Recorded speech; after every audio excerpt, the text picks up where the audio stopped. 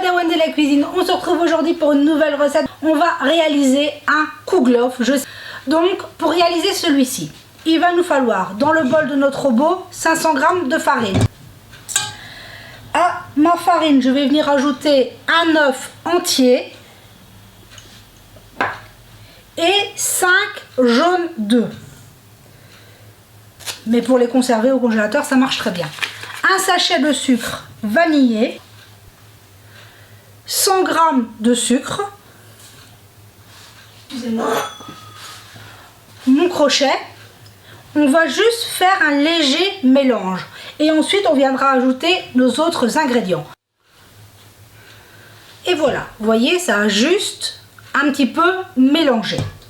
Maintenant, nous allons ajouter 150 g de beurre mou à température ambiante.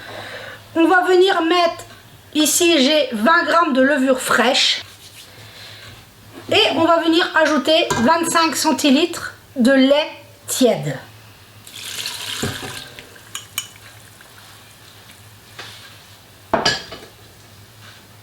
Une petite pincée de sel qu'on met sur le côté où il n'y a pas de levure. Il ne reste plus qu'à pétrir une petite dizaine de minutes. Ne vous inquiétez pas, ça va donner une pâte très collante. C'est normal, c'est ça qui va donner la texture du kouglof. Et voilà, au bout des 10 minutes de pétrissage, on obtient une belle pâte. On va maintenant la débarrasser dans un saladier dans lequel on a mis de la farine. Et on va venir tout simplement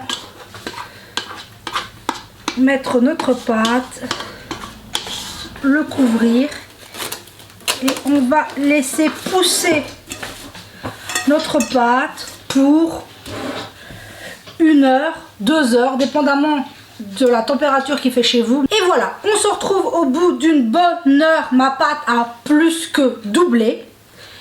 Mais avant de s'occuper de notre pâte, on va commencer par préparer notre moule.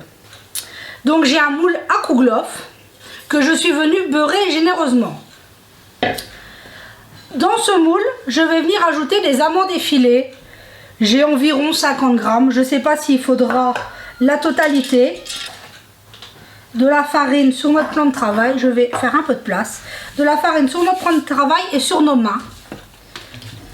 Parce que la pâte est très collante. Je vous l'ai dit. Et pour la travailler facilement, avec un peu de farine, ce sera beaucoup plus facile. Donc là, on vient la dégazer, tout simplement. Et il ne reste plus qu'à la verser sur notre plan de travail. Voilà, j'ai donc récupéré la pâte de mon saladier. Je viens bien me fariner les mains. Et je vais ajouter mes 125 g de raisins secs à ma pâte. Et il ne reste plus maintenant qu'à venir les mélanger. Tout simplement, au début on peut commencer à la corne pour s'aider un peu. Notre moule, on se met proche et on va venir récupérer notre pâte pour la mettre à l'intérieur. Venir le prendre et le placer à l'intérieur de notre moule.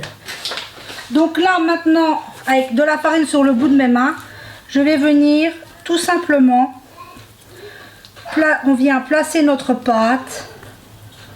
Il ne reste plus qu'à le laisser pousser 1 heure, 1 heure et demie. On chauffe notre four à 180 degrés. Et voilà, on se retrouve, une bonne heure c'est passé et on va découvrir notre kouglof.